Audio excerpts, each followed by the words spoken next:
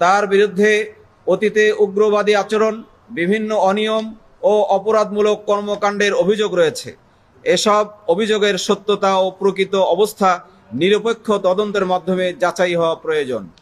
এছাড়াও জনমনে প্রশ্ন দেখা দিয়েছে যে যে ব্যক্তি একসময় সীমিত আর্থিক সামর্থ্যের অধিকারী ছিলেন বলে পরিচিত, তিনি কিভাবে 40 কোটি টাকার একটি বিশাল প্রকল্প বাস্তবায়নের উদ্যোগ গ্রহণ করেছেন।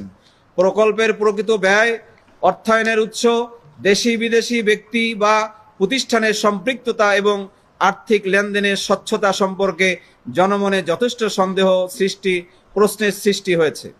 স্থানীয়ভাবে আরও আলোচনা রয়েছে যে ভারতীয় হাই কমিশন, সহকারী হাই কমিশন সহ কূটনৈতিক মহলের উক্ত প্রকল্পের প্রতি আগ্রহ ও সম্পৃক্ততার বিষয় বিভিন্ন সময় পরিলক্ষিত হয়েছে।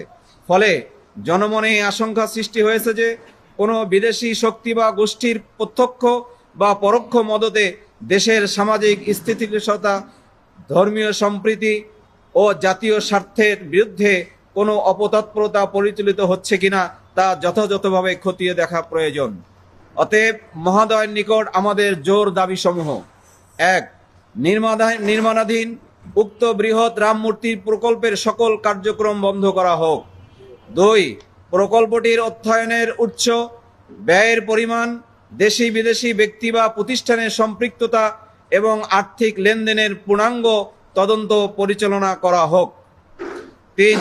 সংশ্লিষ্ট ব্যক্তি ও প্রতিষ্ঠানের ব্যাংক হিসাব, সম্পদের উৎস, আর্থিক লেনদেন সংক্রান্ত তথ্যাদি আইনানুগভাবে তদন্ত ও নিরীক্ষার আওতায় আনা হোক। ৪. কোনো বিদেশি রাষ্ট্র, সংস্থা বা ব্যক্তির প্রত্যক্ষ বা পরোক্ষ অর্থায়ন, প্রভাব বা সম্পৃক্ততা রয়েছে কি না তা গোয়েন্দা সংস্থা ও সংশ্লিষ্ট কর্তৃপক্ষের মাধ্যমে যাচাই করা হোক। ৫.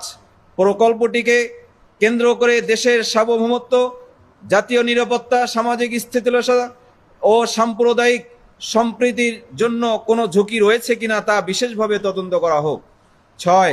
সংশ্লিষ্ট ব্যক্তি বা গোষ্ঠীর বিরুদ্ধে পরিচালিত অভিযোগসমূহ নিরপেক্ষভাবে তদন্ত করে প্রমাণিত হলে আইনানুগ ব্যবস্থা গ্রহণ করা হোক।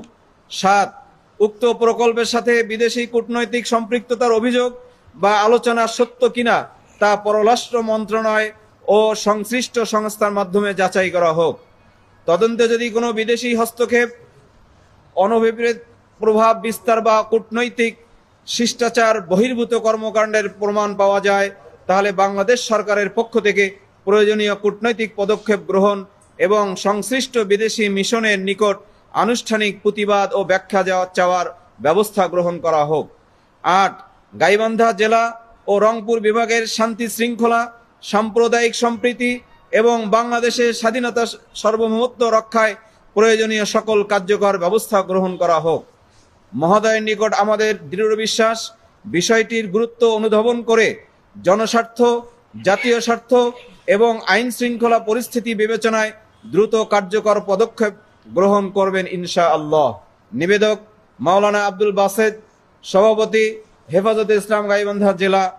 মুফতি মাহমুদুল হাসান কাসিমি, সভাপতি ইমাম ওলামা পরিষদ গাইবান্ধা জেলা।